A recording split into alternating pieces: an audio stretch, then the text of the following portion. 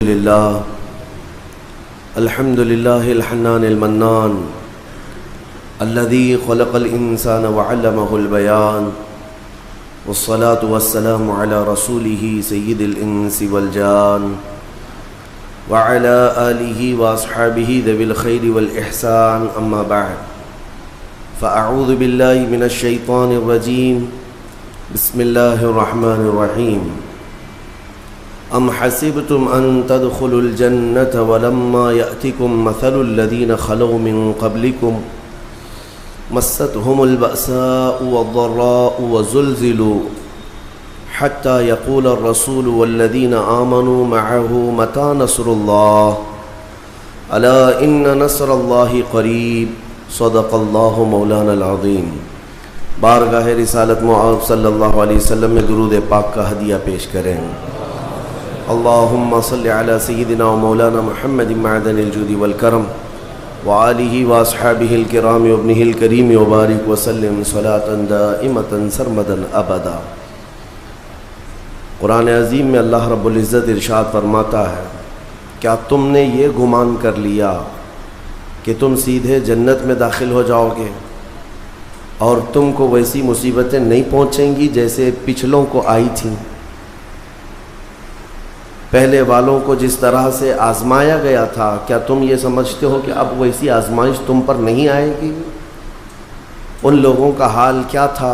قرآن کہتا ہے مستهم البأساء والضراء وزلزلوا، ان لوگوں کو خشکیوں نے اور مصیبتوں نے اتنا جکڑ لیا تھا کہ وہ ہلا دیے گئے حتی یقول الرسول والذین آمنوا معه متى نصر اللہ، یہاں تک کہ رسول اور ان کے ساتھی ایمان والوں نے یہ کہا کہ اللہ کی مدد کب آئے گی؟ پھر مولا فرماتا ہے الا ان نصر اللہ قریب، آگاہ ہو جاؤ بے شک اللہ کی مدد بہت قریب ہے۔ عزیزان گرامی، قرآن کی آیات بینات جب ہم پڑھتے ہیں تو ہم اپنا مستقبل اس میں طے کرتے ہیں۔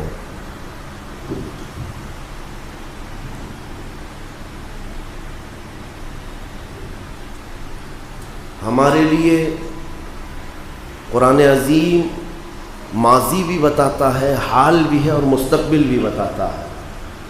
سب سے بہتر طریقہ یہی ہے آج کے زمانے میں کہ ہم کرنٹ سچویشن پر، موجودہ حالات پر اپنا حل تلاش کریں، تو ادھر ادھر کی باتوں میں نہیں، اللہ کے کلام میں تلاش کریں، کیونکہ قرآن عظیم جب نازل ہوا میرے مصطفیٰ کریم صلی اللہ علیہ وسلم پر، تو صرف یہ مکہ والوں پر یا اس زمانے والوں پر نہیں، قیامت تک آنے والے مسلمانوں کے لیے نازل ہوا ہے۔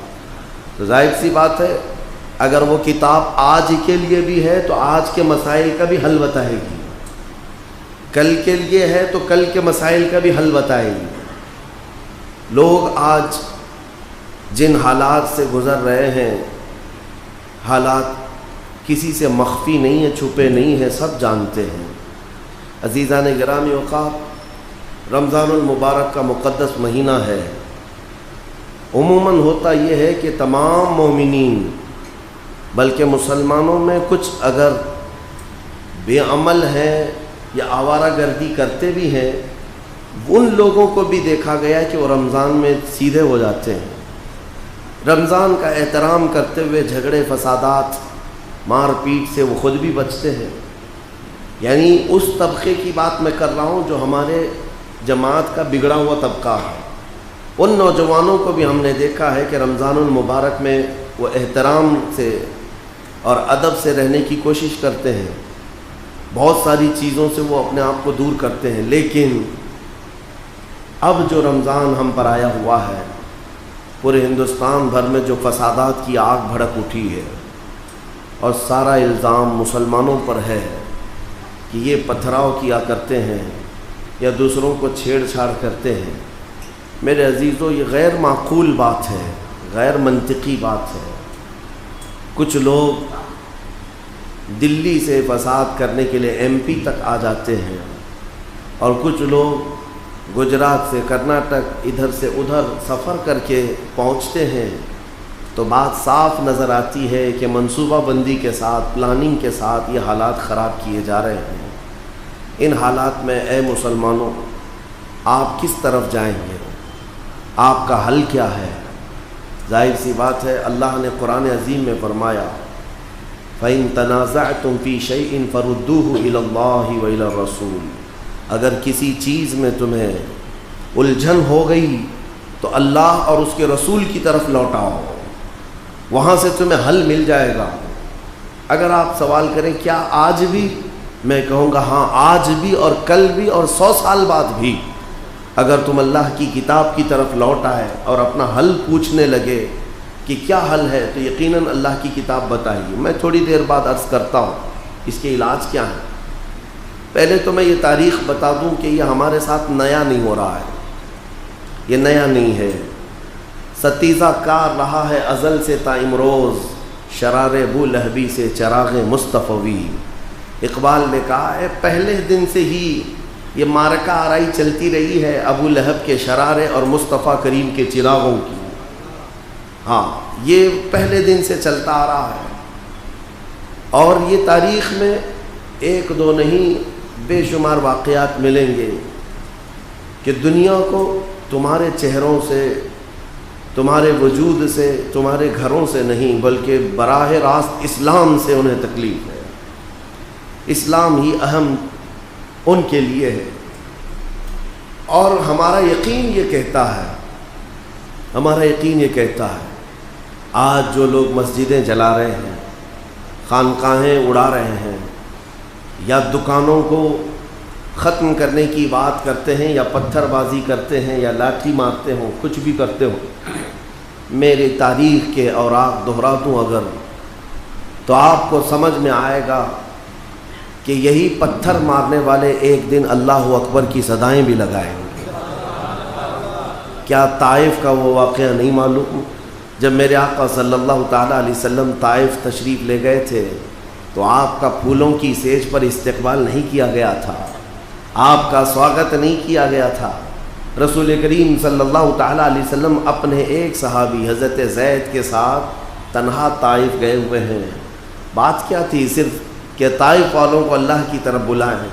طائف والے پورے پری پلان، ایسا نہیں ہے کہ اچانک، منصوبہ بندی کے ساتھ چھتوں پر کھڑے رہے، اوباشوں کو کھڑا کیا، اور نبی مکرم صلی اللہ تعالیٰ علیہ وسلم طائف کی گلیوں میں جب آئے تو انہوں نے کانچ کے ٹکڑے پھینکے، نوکیلے پتھر پھینکے، اس قدر کہ تنہا رسول کریم صلی اللہ علیہ وسلم راستے میں ہیں اور ساتھ میں حضرت زید ہیں۔ وہ کہتے ہیں کبھی وہ ادھر سے آتے کبھی ادھر سے آتے کہ پتھروں سے اپنے آقا کو بچا لیں، لیکن پھر بھی پتھر گرتے چلے گئے۔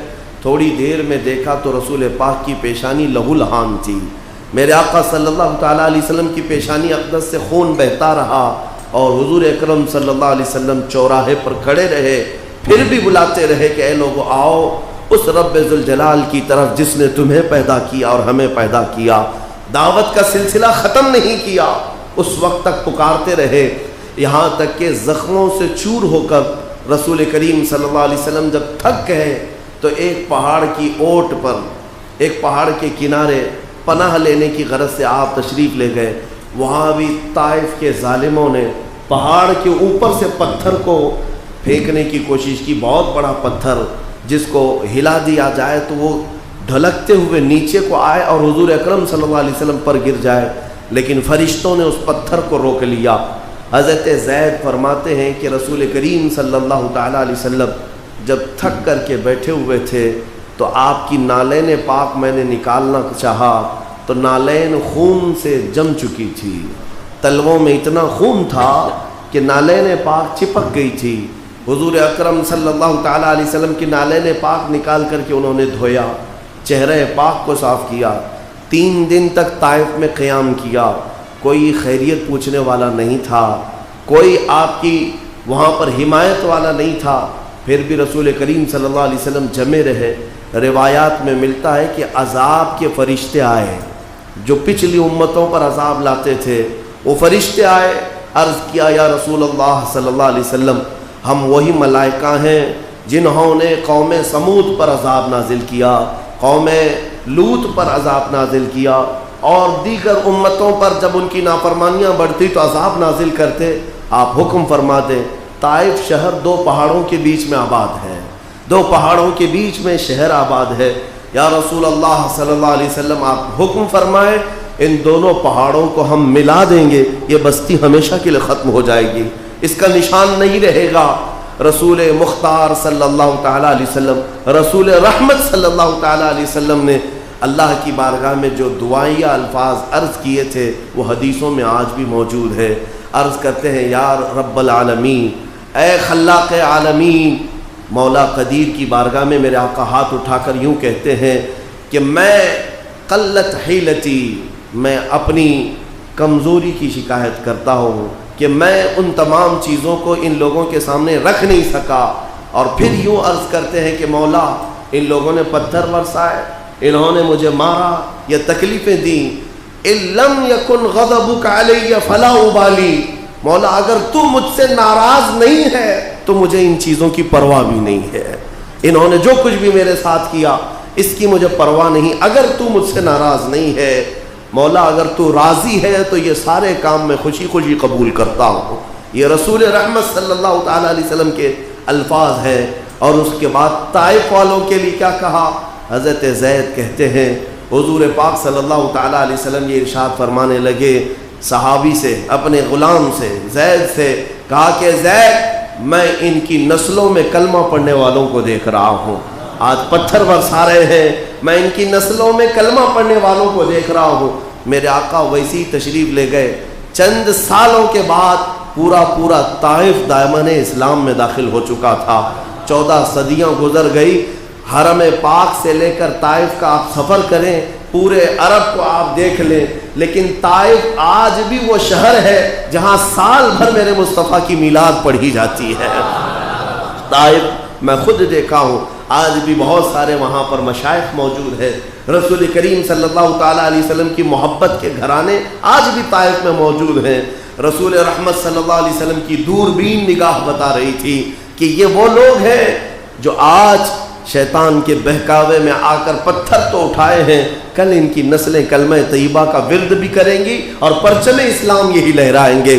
میں آج یہی کہتا ہوں پتھر مارنے والوں سے, اے مومنو انتظار کرو. رب ذوالجلال جب اپنے گھر کی حفاظت کرتا ہے تو کبھی دشمنوں کے خیمے سے ہی بچوں کو اٹھاتا ہے.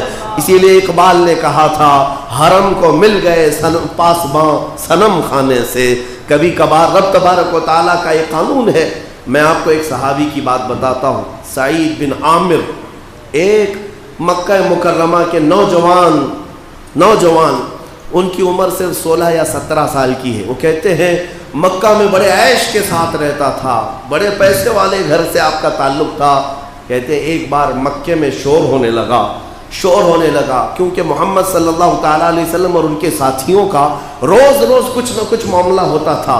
مکہ میں موب لنچنگ تو ہوتی رہتی تھی, کبھی اس کو پکڑا, کبھی اس کو پکڑا, کبھی اس کو مارا, یہاں تک کہ شہادتیں بھی ہوئی. اور مکہ میں یہی ڈسکشن چلتا رہتا تھا. آج محمد کے غلاموں کے ساتھ ایسا ہوا ہے, ویسا ہوا ہے. ایک دن مکہ میں بڑا شور مچ گیا.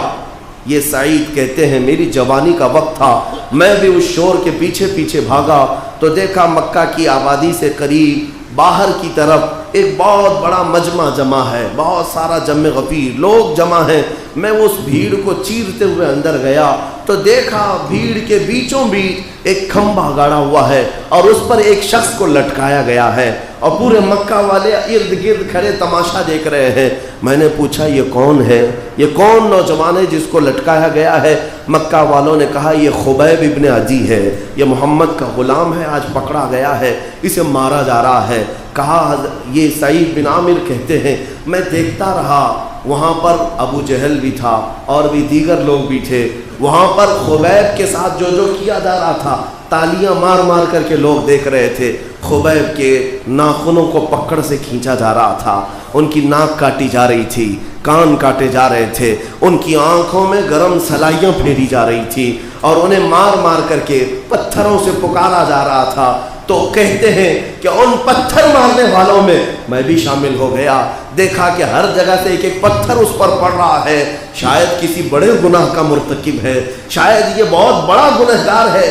پتھر مارنا ثواب ہوگا. سب لوگ پتھر مار رہے تھے, میں نے بھی مارا. مجھے یہ پتہ نہیں تھا کہ اس کا جرم کیا ہے. مکہ میں جب کسی کو بڑی سزا دی جاتی تو سارے لوگ حصہ لے لیتے مارنے کے لیے, ہم بھی شامل ہو گئے. کہتے ہیں مارتے مارتے وہ وقت بھی آیا کہ سولی پر ہی خبیب کی سانسیں اکھڑ گئیں اور وہ انتقال کر گئے, ان کا چہرہ لٹک گیا. لیکن مجھے یاد ہے کہ وہ سولی پر چڑھ کر کے آخر میں عربی میں اشعار گنگنا رہا تھا, عربی میں اشعار پڑھ رہا تھا. خبیب کے وہ اشعار بھی یاد رکھے. کون؟ سعید بن عامر, 16 سال کا جوان ہے. کہتے ہیں معاملہ ہو گیا, ان کو مار دیا گیا, قتل کر دیا گیا. پھر سب گھر چلے, میں بھی گھر آیا. مجھے صرف اور صرف وہ واقعہ میرے ذہن میں گردش کرتا رہا, بار بار سوچتا رہا کتنا بھیانک جرم اس نے کیا تھا کہ پورے مکہ والوں نے مار دیا, جسم کی بوٹی بوٹی کر دیا. پھر رات کو جب سوتے ہیں, سعید بن عامر کہتے ہیں میرے خواب میں وہی خبیب ابن عدی آ گیا. میں نے دیکھا خبیب آج تجھے مارا گیا ہے, تیری کیا کیفیت ہے؟ خبیب میرے خواب میں آ کر مسکرانے لگا, مسکراتے ہوئے کہنے لگا ہر پتھر پر مجھے ایک نئی لذت ملتی تھی, ہر پتھر پر, ہر درد پر مجھے ایک نئی کیفیت ملتی تھی. میں نے پوچھا خبیب تجھے مارا کیوں گیا ہے, تجھے کس جرم میں مارا گیا؟ خواب میں خبیب نے کہا اے نوجوان, میرا جرم صرف اتنا ہے کہ میں نے لا الہ الا اللہ محمد الرسول اللہ کہا. اللہ کے سوا کوئی معبود نہیں, محمد اللہ کے رسول ہیں. یہ میرا کلمہ ہے جو مکہ والوں کو نہیں بھاتا, جس کی پاداش میں مجھے مارا گیا. سعید بن عامر نے کہا کیا فقط ایک کلمے پر کسی کو اتنا مارا جا سکتا ہے؟ آخر اس کلمے کو تو نے بدل کیوں نہیں دیا؟ خبیب کہتے ہیں کہ میں بدل کیسے دوں؟ تو نے جنت دیکھی ہے رب ذوالجلال کی؟ کیا تو نے نعمتیں سنی ہے رب ذوالجلال کی؟ اگر تو سن لیتا اور دیکھ لیتا تو اس طرح کی 1000 موتوں کو بھی تو کبھی اس پر قربان نہیں کرتا, یعنی جنت کو تو قربان نہیں کرتا, اپنی موت کو پسند کرتا. یہ خواب کی بات تھی. صبح اٹھ کر کے سعید بن عامر کہتے ہیں مجھے بے قراری سی ہو گئی, بے چینی ہو گئی, اور میں دوڑتا دوڑتا لوگوں سے پوچھنے لگا کہ کہاں ہیں یہ خبیب جیسے اور لوگ؟ کہا سب تو مدینے جا چکے ہیں, وہ وطن چھوڑ چکے ہیں. سعید بن عامر کہتے ہیں 17 سال کی جوانی تھی, مکہ کو میں نے چھوڑ دیا, تنہا سفر کرتا ہوا مدینے پہنچا, اور جب مسجد نبوی آیا تو مصطفیٰ کریم صلی اللہ علیہ وسلم کے چہرے پاک کو ایمان کی حالت میں پہلی بار دیکھ رہا تھا, اور دیکھا تو دیکھتا ہی رہا, دیکھتا ہی رہا. میری روح کو جو تازگی ملی, اس کے بعد میں نے اپنی گردن, اپنی جان سب انہی کے قدموں میں وار دیا, اور پھر کہا لا الہ الا اللہ محمد الرسول اللہ. یہ سعید بن عامر وہ ہیں 16-17 سال کی عمر میں آئے دامن اسلام میں, اور پھر میرے آقا کی غلامی میں ایسے رہے کہ ایک وقت آیا جب حضرت عمر فاروق نے ان کو ملک شام کا گورنر بنایا, اور 1 سال کے بعد وہاں کے لوگ حضرت عمر کے پاس شکایت لے کر کے آئے, ہمارے گورنر کی کچھ شکایتیں ہیں. حضرت عمر خود چل کر کے گئے ملک شام, اور لوگوں سے پوچھا کیا شکایتیں ہیں؟ کہا ہمارا جو گورنر ہے ہفتے میں 1 دن ہم سے ملتا نہیں, غائب ہو جاتا ہے, گھر کے اندر ہی رہتا ہے. اور کچھ شکایتیں وہ لے کر کے آئے تھے. حضرت سعید بن عامر کو حضرت عمر نے بلایا, تمہاری یہ شکایتیں آئی ہیں قوم کی طرف سے, کیا مسئلہ ہے؟ 1 دن تم پورے غائب ہوتے ہو. سعید بن عامر نے کہا امیر المومنین, میرے پاس زندگی میں صرف اور صرف ایک ہی جوڑا ہے کپڑے کا, میں 6 دن تک پہن لیتا ہوں, 7ویں دن میں اسے اتار کر ایک ٹاٹ کا کپڑا اوپر ڈال لیتا ہوں, دھو کر کے سکھاتا ہوں, اس میں پورا دن گزر جاتا ہے, بغیر لباس کے میں قوم کے پاس نہیں آ سکتا, اس لیے میں 1 دن کی چھٹی لیا کرتا ہوں. یہ وہ سعید بن عامر ہے جن کا ہاتھ پکڑ کر کے عمر بن خطاب نے بارگاہ رب العزت میں دعا کی تھی کہ مولا ہماری دعائیں قبول فرما لے. میں عرض یہ کرنا چاہتا ہوں, اس طرح کے 1-2 نہیں کئی صحابہ کرام ہیں جنہوں نے کبھی ایمان والوں پر پتھر مارے تھے, لیکن مولا کریم نے ان کے دلوں کو ایسا تبدیل کیا کہ زندگی بھر میرے مصطفیٰ کی غلامی میں آ گئے. عزیزان گرامی, حضرت بلال کو کھینچنے والے لوگ بھی تھے, جنگ بدر میں تلوار اٹھانے والے لوگ بھی تھے, جنگ احد میں مقابلہ کرنے والے بھی تھے. آپ کو پتہ ہے 70 صحابہ کی جانیں گئی تھی جنگ احد میں. کس کی وجہ سے گئی تھی؟ کس کی وجہ سے گئی تھی؟ وہ خالد بن ولید کی وجہ سے گئی تھی. خالد بن ولید مشرکین کے لشکر کے سپہ سالار بن کر کے آئے تھے. جنگ کی ہر بنیادی بات کو جانتے تھے اور پانسا پلٹنے میں خالد بن ولید کا ہاتھ تھا. مسلمانوں کو دیکھا کہ اونچا ٹیلا خالی کر دیا ہے تو 200 گھڑ سواروں کو لے کر خالد بن ولید نے حملہ کیا تھا اور 70 صحابہ کی جانیں گئی تھی. وہی خالد بن ولید 6 سال نہیں گزرتے اپنی تلوار لے کر میرے مصطفیٰ کے قدموں میں آتے ہیں. آ گئے اور کہا اشہد ان لا الہ الا اللہ. زندگی بھر حضور کی مخالفت میں اور بھی لوگ گزرتے رہے لیکن وقت آیا جب میرے آقا صلی اللہ علیہ وسلم کے قدموں میں آ کر رکھ دیے. میرے آقا نے تلوار اٹھائی اور ان کے ہاتھوں میں دیا. کہا جا خالد آج سے تو اللہ کی تلوار ہے. سیف اللہ کا لقب دیا. حضرت خالد بن ولید نے اس کے بعد اپنی زندگی میں 125 جنگیں لڑی اور اللہ نے ہر جنگ آپ کو فتح و کامرانی سے ہمکنار فرمایا. میں تاریخ میں اگر جاؤں 1-2 نہیں میرے عزیزوں, کتنی مثالیں تمہیں رکھ کر کے بتا دوں. آپ کو پتہ ہے وہ ابو سفیان جس کی وجہ سے جنگ بدر ہو گئی تھی. ابو سفیان کی وجہ سے جنگ بدر ہوئی تھی. یہی رمضان المبارک کا موسم ہے کہ 17 رمضان المبارک کو جو جنگ بدر ہوئی کس وجہ سے؟ ابو سفیان مال کا قافلہ لے کر ملک شام جا رہا تھا. کون سے مال کا؟ یہی مدینے والوں کا لوٹا ہوا سامان تھا, صحابہ کا رکھا ہوا سامان تھا. میرے آقا نے فرمایا اپنا اپنا سامان لے لو اس کے قافلے سے. ابو سفیان بچا کر کے ملک شام بھی پہنچ گئے, واپس تجارت کر کے مکہ بھی پہنچ گئے, لیکن حضور پاک صلی اللہ تعالیٰ علیہ وسلم اور ان کے ساتھیوں کے ہاتھ نہیں لگے. باوجود اس کے ابو جہل اور ابو سفیان یہ سب مل کر کے 1000 کی تعداد لے کر میرے آقا پر چڑھائی کرنے کے لیے بدر تک آ گئے تھے. آپ کو پتہ ہے خون ریز جنگ ہوئی تھی اور بہت خطرناک جنگ ہوئی تھی. بدر کے موقع پر 70 کافر مارے گئے, 70 قیدی کیے گئے, لیکن اس کے بعد جو حالات بدلے پتہ ہے 2 سال گزرے تھے, 2 یا 4 سال گزرے تھے جب میرے آقا صلی اللہ تعالیٰ علیہ وسلم عمرہ کے لیے جا رہے تھے. کہاں کہاں نہیں روکا گیا اسلام کو میں تمہیں بتاتا ہوں. حضور پاک صلی اللہ تعالیٰ علیہ وسلم اپنے 1400 صحابہ کو لے کر عمرہ کی غرض سے آئے ہیں. مکہ والے عمرہ کرنے بھی نہیں دے رہے ہیں, بیچ راستے میں روک دیا, احرام اتارنے پر مجبور کیا, ایگریمنٹ بنوایا, سائن کروایا اور واپس بھیج دیا. اس میں کون لوگ تھے؟ روکنے والوں میں کون تھے؟ سر فہرست ابو سفیان ہے. سب سے مین کردار ادا کرنے والے ابو سفیان ہے کہ آپ کو عمرہ آنے نہیں دیں گے, طواف کرنے نہیں دیں گے اور یہاں پر حرم پاک میں آپ کو داخل ہونے نہیں دیں گے. ابو سفیان ہی کے نعرے تھے, ابو سفیان کے ہمنوا تھے. سال گزر گیا 10,000 کا لشکر صحابہ کا تیار تھا.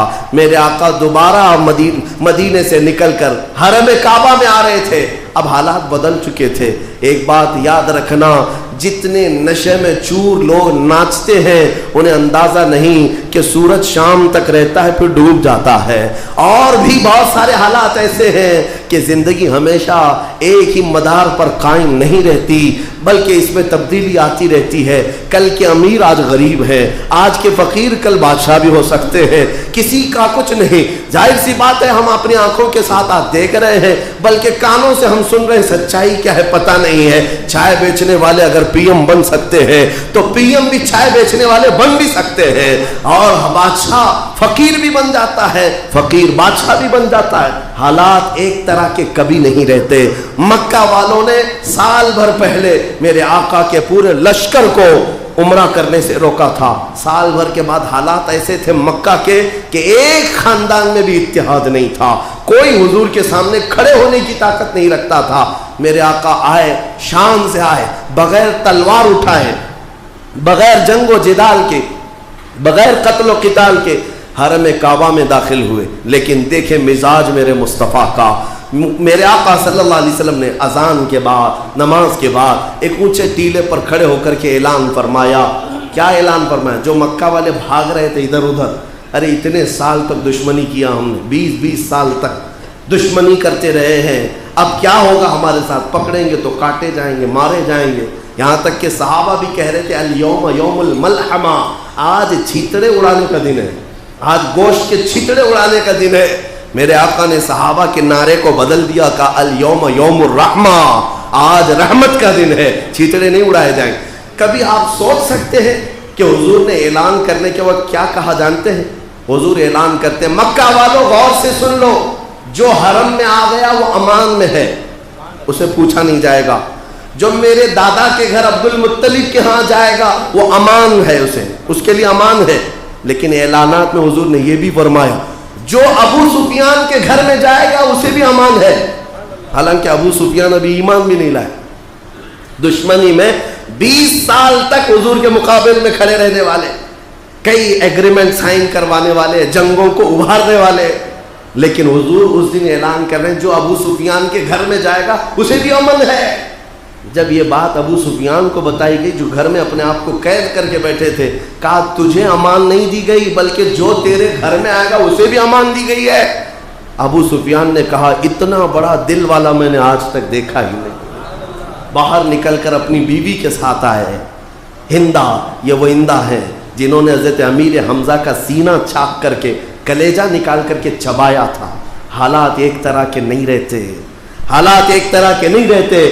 جنگ احد میں رسول پاک کے چچا کا کلیجہ چبانے والی آج ابو سفیان کے ساتھ آئی ہیں اور میرے آقا صلی اللہ علیہ وسلم کے پاس اپنا سب کا سب سپرد کر رہی ہیں، اور کلمہ طیبہ پڑھ کر مشرف اسلام ہوئے۔ خبردار، اب زبان ان کے بارے میں کھولنا نہیں، اس لیے کہ انہوں نے صحابیت کا مقام پایا ہے، صحابیت کا مقام پایا ہے۔ حضور پاک صلی اللہ تعالیٰ علیہ وسلم فتح مکہ کے دن سنیں توجہ سے، ایک صحابی ہیں عمیر بن وہب رضی اللہ تعالیٰ، وہ بھی مشرف اسلام ہوئے۔ یہ وہ تھے جو قتل کرنے کے لیے حضور کو مدینے گئے تھے، ہاں تلوار لے کر کے۔ دو لوگ حتیم کعبہ میں بیٹھ کر کے میٹنگ کرتے ہیں، صفوان اور عمیر، یہ دو لوگ ہیں، میٹنگ کرتے ہیں کیونکہ دونوں کا مسئلہ تھا۔ جنگ بدر میں عمیر کا بیٹا قیدی ہو گیا تھا اور صفوان کا باپ مارا گیا تھا، تو دونوں کا پرابلم سیم تھا۔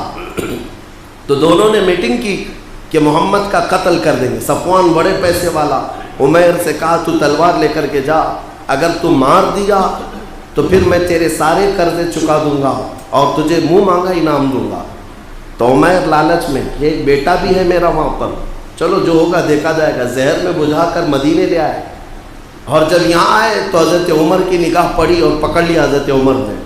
عمیر کو کیا کہا جاتا؟ شیطان قریش، قریش کا شیطان۔ جنگ بدر میں اگر ٹھنڈی پڑتی تو بھڑکانے والا شخص۔ عمیر بن وہب کو دیکھ کر کے حضرت عمر جھپٹ پڑے اور گلے میں گمچھا ڈال کر کے کھینچتے ہوئے اندر لے آئے حضور کے پاس۔ حضور سے کہا کہ آقا اس کی نیت صحیح نہیں لگ رہی مجھے۔ حضور پاک نے فرمایا چھوڑو۔ پوچھا کیوں آئے عمیر؟ کہا یار میں اس لیے آیا ہوں کہ میرا بیٹا آپ کے پاس قیدی ہے، خیر خیریت پوچھنے آیا ہوں۔ رسول پاک صلی اللہ علیہ وسلم نے فرمایا اگر بیٹی کی خیریت پوچھنے آئے ہو تو تلوار لے کے کیوں آئے ہو؟ تلوار نیچے پھینک دیا۔ کہا تلوار سے کیا ہونا ہے، تلواریں ہمارے پاس بدر میں بھی تھی لیکن جیت آپ کی ہوئی تھی، تلوار تو ایسے ہی ساتھ میں لے کے چل رہا ہوں، بہانے بازی کر رہا تھا۔ تو حضور پاک نے فرمایا عمیر وہ بات بتاؤ جو حتیم کعبہ میں بیٹھ کر صفوان کے ساتھ کر کے آئے ہو۔ پورا بدن کانپنے لگ گیا کیونکہ وہ راز کی بات تھی جو صفوان کے ساتھ عمیر نے کیا تھا، کسی کو نہیں پتا ان دو کے علاوہ۔ تو عمیر نے کہا جب یہ باتیں سب آپ کو پتا ہے تو پھر آگے بات کرنے کی ضرورت کیا ہے، میں کلمہ طیبہ پڑھتا ہوں اور آپ کی غلامی میں آتا ہوں۔ جو تلوار لے کر گئے تھے، تلوار لے کر گئے تھے، ایمان لے آئے۔ اب سنیے، عمیر واپس مکہ بھی نہیں گئے، مدینے میں رہ گئے، مدینے میں رہ گئے۔ ادھر جو صفوان تھا تو ہر قافلہ جو مدینے سے آتا تھا ہر ایک کو پکڑ کے پوچھتا تھا کچھ نئی خبر ہے کیا مدینے میں، کچھ نئی خبر ہے، کیونکہ اسے معلوم تھا کہ پلاننگ کیا ہے۔ محمد صلی اللہ علیہ وسلم کا قتل کرنے کے لیے میرا ایک دوست گیا ہوا ہے، بتاتا کسی کو نہیں تھا لیکن روز یہ پوچھتا تھا کوئی نئی نیوز ہے، نئی خبر ہے مدینے کی کچھ۔ تو ایک قافلہ آیا تو اس سے پوچھا کچھ نئی خبر ہے، تو کہا ہاں ویسے تو کچھ بڑی خبر نہیں ہے لیکن ایک اچھی خبر تیرے لیے کہ تیرا دوست مسلمان ہو گیا ہے۔ صفوان نے کہا کہ ایسا جادو میں نے دیکھا نہیں، کہ میرے ساتھ اس نے معاہدہ کیا، ایگریمنٹ کیا، کیا کیا باتیں ہوئی، اور جا کر محمد کی جھولی میں گر گیا۔ تو غصے میں لال پیلا تھا۔ یہ چند دن گزرے تھے، فتح مکہ ہو گیا۔ مکہ میں میرے آقا آئے، تب عمیر بھی آئے ساتھ میں، عمیر بن وہب بھی ساتھ میں آئے۔ اب صفوان جو مکہ میں اتنے سالوں سے حضور کی دشمنی میں اور نہ جانے کیا کیا پلاننگ کرتا رہا، تو مکہ چھوڑ کر کے گھوڑا اپنا لے کر بھاگ گئے۔ کہاں بھاگا؟ کہا کہ اور لوگ حضور کے دامن میں آ رہے ہیں، میں نہیں آنے والا۔ اس نے کہا اس سے بہتر ہے کہ میں سمندر میں چھلانگ لگا کر کے مر جاؤں، خودکشی کر لوں گا۔ تو صفوان وہاں سے نکل گیا گھوڑے کو دوڑاتے ہوئے۔ عمیر بن وہب نے خوب ڈھونڈا، لوگوں سے پوچھا تو بتایا لوگوں نے کہ وہ خودکشی کرنے کے لیے چلا گیا۔ حضور پاک صلی اللہ علیہ وسلم کے پاس حضرت عمیر آئے، کہا کہ یا رسول اللہ، میرا بہت جگری دوست ہے صفوان، کیا آپ اسے معاف کریں گے؟ اس کے لیے امان ہے۔ میرے آقا نے فرمایا آج سب کے لیے امان ہے تو صفوان کے لیے بھی امان ہے۔ تو وہ دوڑے گئے کہ صفوان کو خوشخبری دے دوں۔ جا کر کے دیکھا تو بہت سر پٹ دوڑا تھا، وہ گھوڑے کو لے جا رہا تھا، مل گیا۔ کہا رک جا، مت جا۔ کہا کیا بات ہے؟ میں تیری بات نہیں سنوں گا، تو نے میرے ساتھ غداری کیا ہے۔ عمیر نے کہا صفوان، حقیقت کی زندگی تو نے دیکھا نہیں، اس زندگی میں ایک بار آ تو جا، روح کا جو سکون ہے وہ تو محسوس کرے گا۔ بہت بولنے کے بعد صفوان نے پوچھا کس لیے آئے ہو؟ کہا محمد نے تجھے پناہ دے دی، امان دے دیا۔ اس نے کہا میں یہ بات کا یقین نہیں کر سکتا، ایسا نہیں ہو سکتا کہ وہ مجھے معاف کریں گے، کوئی نشانی بتا دے، کوئی نشانی ہے کہ محمد نے مجھے معاف کیا؟ عمیر بن وہب کے پاس کوئی نشانی تھی نہیں۔ پھر واپس گئے مکہ، کہا یا رسول اللہ، وہ صفوان خودکشی کر لے گا، کوئی نشانی مانگتا ہے کہ آپ اسے معاف کر چکے ہیں۔ میرے آقا مجمع میں تھے، اس وقت اپنا امامہ شریف اتار کر کے دے دیا۔ کہا جاؤ، میرے امامے کو وہ پہچانتا ہے، اور اپنا ایک لباس دیا۔ کہا یہ دے دینا اور اس سے کہنا محمد بن عبداللہ نے اسے امان دے دیا ہے، رسول اللہ صلی اللہ علیہ وسلم نے امان دیا۔ حضرت عمیر یہ امامہ اور وہ لباس لے کر کے آئے۔ عمیر سے صفوان سے کہا یہ پہچانتا ہے کپڑا؟ کہا ہاں یہ تو محمد کا ہے۔ کہا انہوں نے نشانی کے طور پر بھیجا ہے کہ تجھے امان ہے، تو واپس آ جا۔ صفوان اتنے جرائم کے بعد بھی جب واپس عمیر بن وہب کے پاس آتا ہے، ساتھ میں آتے ہیں، تو جب میرے آقا صلی اللہ تعالیٰ علیہ وسلم مکہ کے اسی میدان میں موجود تھے، حرم کعبہ میں، جب یہ دونوں آئے تو میرے آقا نے فرمایا راستہ کشادہ کر دو، راستہ چھوڑ دو۔ صفوان بھی آئے، عمیر بن وہب بھی آئے، اور یہ عزت اپنی پہلی مرتبہ حضور کی بارگاہ میں دیکھا تو صفوان نے کہا میری روح نے اب تک غلط کیا تھا، اصل روح کی زندگی تو انہی قدموں میں موجود ہے۔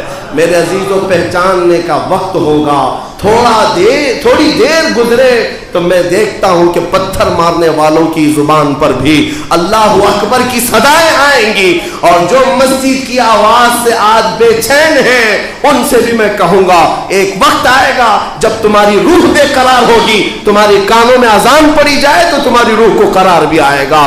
تمہیں پتہ نہیں اس آواز میں جو برکت ہے، اس آواز میں جو طمانینت ہے، تمہیں اندازہ نہیں، اور انشاءاللہ العزیز حالات بدلیں گے۔ لیکن اس سے پہلے اب میں آپ کے سامنے یہ کہنا چاہتا ہوں، یہ جو کرنٹ سچویشن ہے یہ تو ہماری تاریخ تھی، جنہوں نے کیا وہ دامن اسلام میں آئے، اور یہاں پر بھی ہم نے دیکھا ہے ہمارے اسی ملک میں جنہوں نے مسجد گرانے پر ہتھوڑے مارے تھے، ان میں بھی کئی ایسے ہیں جو کلمہ طیبہ پڑھے ہیں اور دامن اسلام میں آئے ہوئے ہیں، آج تک وہ نمازی بھی رہے ہیں۔ ہاں، حالات ایک طرح کے نہیں ہوتے، اور جو شقی القلب ہے، ازلی دشمن ہے، اور جو ہمیشہ کے لیے جہنم میں جانے والا ہے، اس کی بات میں نہیں کرتا۔ جس کے دل پر اللہ نے مہر لگا دی ہے اسے تو جہنم کا راستہ ہی صحیح ہے۔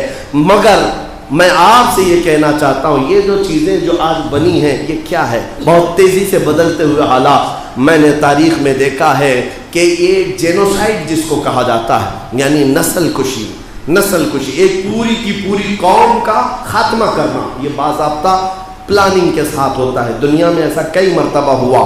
ہٹلر نے جرمنی میں کیا تھا، جس کو ہولوکاسٹ کہا جاتا ہے، یہودیوں کے بہت بڑے طبقے کو اس نے ہلاک کیا تھا۔ جیسے کہ تاریخ میں بتایا جاتا ہے 60 لاکھ یہودیوں کو مارا تھا اس نے۔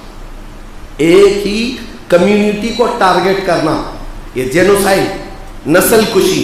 اسی طرح اوگانڈا میں، یہ افریقہ کی ایک سرزمین میں، جہاں پر ایک کمیونٹی کو پورے طور پر تباہ کیا گیا تھا، جس میں وہ آبادی کے 6 لاکھ لوگ ایک ہی سال میں مارے گئے تھے، اور ان کی لاشیں میدان میں بکھری ہوئی رہتی تھیں، چیل کوے کھاتے رہتے تھے آپس کی دشمنیوں میں۔ اسی طرح یہ نسل کشی بوسنیا کے مسلمانوں کے ساتھ کی گئی تھی، برما کے، میانمار کے مسلمانوں کے ساتھ نسل کشی جس کو کہتے ہیں، ایک ساتھ پورے خاندانوں کو تباہ کرنا۔ یہ کرنے کی پلاننگ جو ہوتی ہے، یہ دنیا کی کٹرواد تنظیمیں کرتی ہیں، جن کے اندر انسانیت نہیں ہوتی، حیوانیت، اور جو انسانوں کا درد نہیں رکھتے، وہ اس طرح کے قتل عام کی سازشیں رکھتے ہیں، جیسے ہٹلر نے کیا۔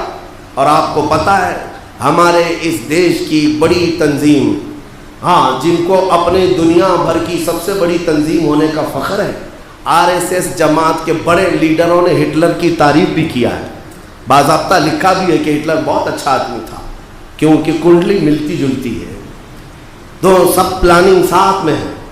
میرے عزیزوں، یہاں مسلم نسل کشی کی جو پلاننگ ہو رہی ہے، یہ ایسا نہیں کہ اچانک ہو رہا ہے، اس کے لیے کئی اسٹیپ پر کام کیا جاتا ہے، کئی اسٹیپ پر۔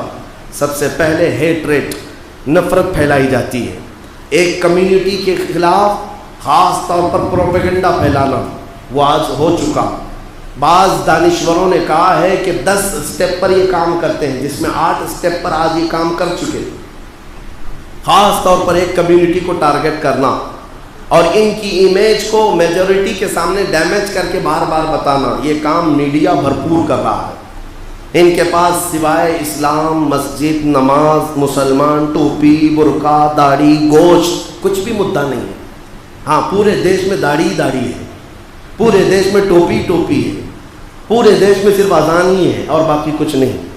سارے مدعے ختم ہیں، لوگ بھوک مری کے شکار ہیں، وہ مدعا نہیں ہے۔ کہاں لوگوں کو سہولیات نہیں، نوکری نہیں ہے، وہ مدعا ہی نہیں ہے۔ لوگوں کو بنیادی جو سہولیات ہیں، مہنگائی کے دور سے جوجھ رہی ہے قوم، یہ مدعا ہی نہیں ہے، یہ کوئی مدعا نہیں ہے۔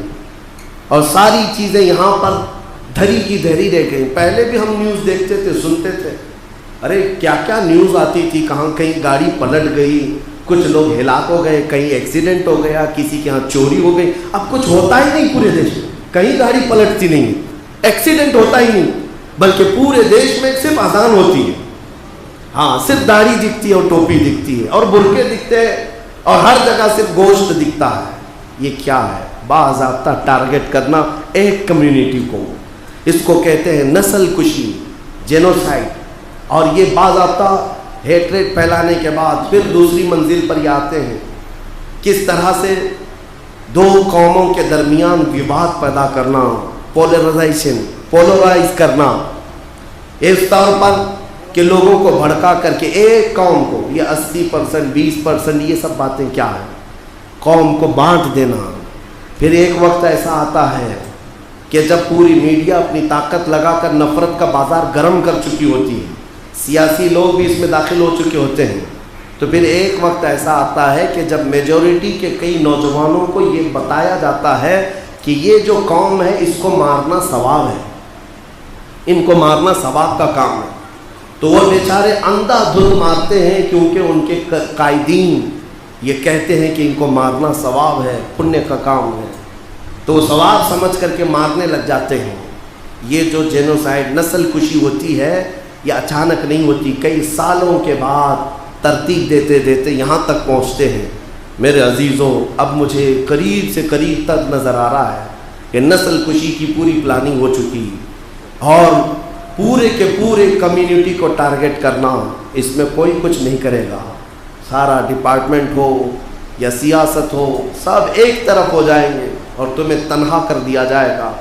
اور اگر ایسا کیا جانے والا ہے جیسا یہودیوں کے ساتھ ہٹلر نے کیا، اوگانڈا میں ہوا، بوسنیا میں ہوا، برما میں ہوا، تو یاد رکھنا یہ ہماری آوازیں آواز رہ جائیں گی۔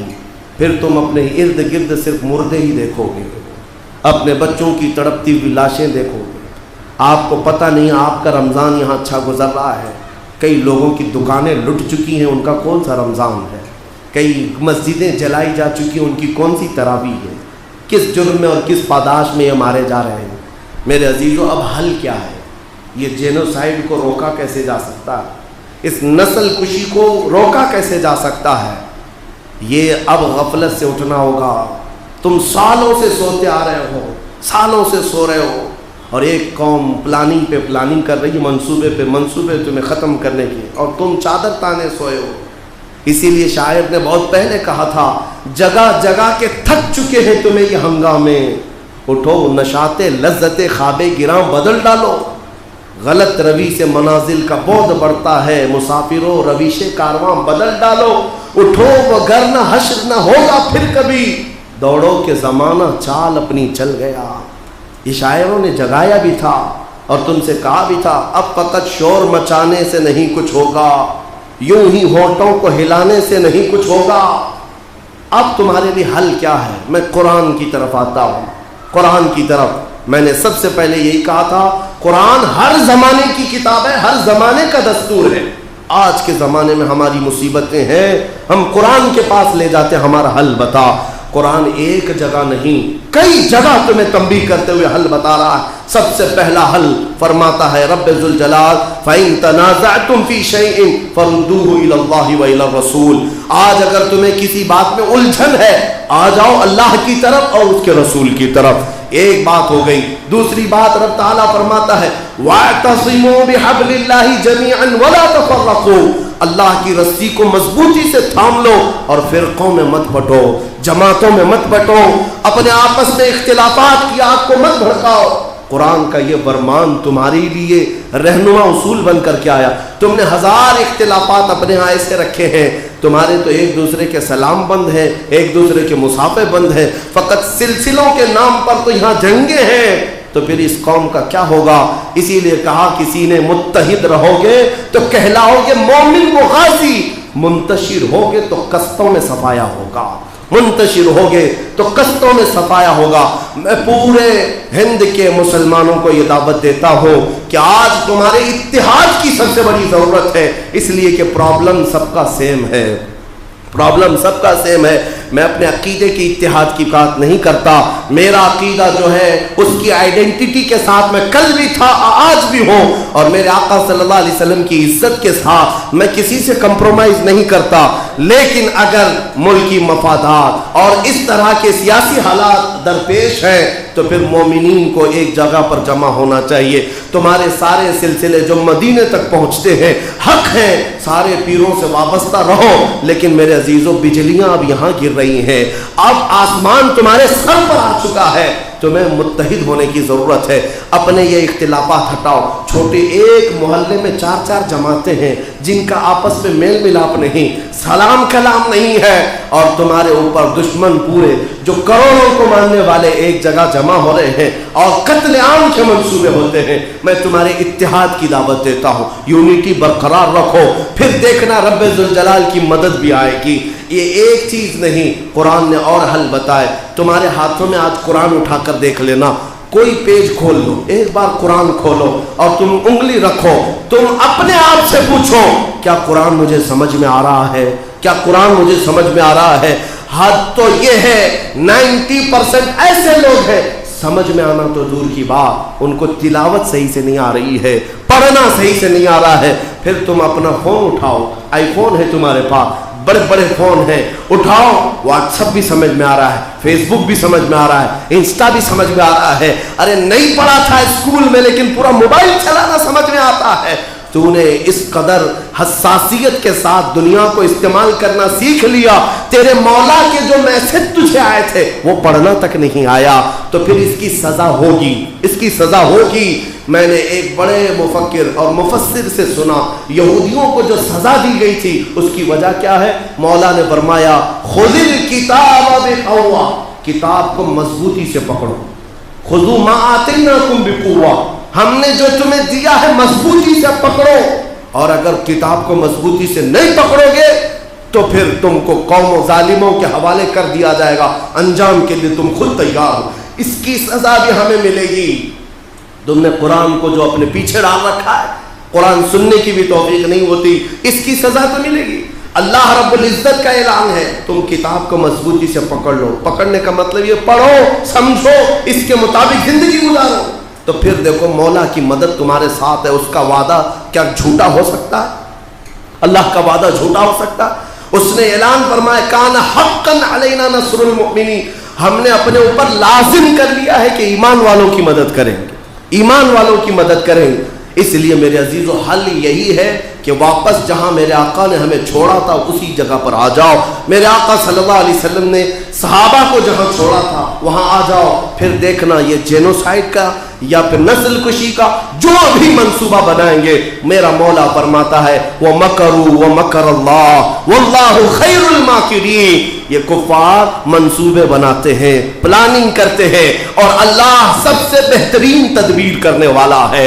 کس کے مکر کو, کس کے پلان کو اسی کے جال میں پھنسانا یہ مولا تبارک و تعالیٰ بہتر طریقے سے فرماتا ہے. یعنی ان لوگوں کو انہی چالوں میں, انہی جالوں میں عذاب کے شکنجے میں پھنسا دیا جاتا ہے. بہرحال میری آخری بات یہ ہے, ابھی رمضان باقی ہے, توبہ کے ایام باقی ہیں, توبہ کر لو, اپنی زندگی کی اصلاح کی کوشش کر لو. اے نوجوانوں, اگر آج بھی تم باز نہیں آئے اور اب بھی اگر تم عیاشی کو ہی پسند کرتے ہو تو پھر ہمارا تمہارا کیا تعلق ہے؟ پھر تم جیو اور پھر ان خون ریز جنگوں کا انتظار کرو جہاں کسی کی بھی زندگی محفوظ نہیں رہنے والی ہے. اللہ کریم ہمیں کہنے سننے سے زیادہ عمل کی توفیق عطا فرمائے. بارگاہ رب العزت میں دعا کو مولا اس رمضان کی برکت سے ہمارے اس ملک عزیز کو امن و امان عطا فرما, چین و سکون عطا فرما, ظالموں کو فنا فی النار فرما. جن لوگوں نے نسل کشی کے پلان اور منصوبے بنائے, اے کریم خدا تو ان کے مکر میں انہی کو, ان کی چالوں میں انہی کو قید فرما دے. اے اللہ ان کی تدبیر کو ان کی تدمیر بنا دے. اے رب قدیر اسلام و سنیت کا بول بالا فرما, دشمنان اسلام کا منہ کالا فرما. اے رب قدیر ہم نے جو کچھ گناہ کیے تیرے دربار میں سچے دل سے توبہ کرتے ہیں, تیرے دربار میں پلٹ آتے ہیں. مولا تو اپنے دامن رحمت میں ہمیں جگہ عطا فرما, تیرے حبیب پاک کے قدموں میں زندگی عطا فرما. وصلی اللہ تعالی علی خیر خلقی محمد وآلہ واصحابہ اجمعین وآخر دعوانا الحمد للہ رب العالمین.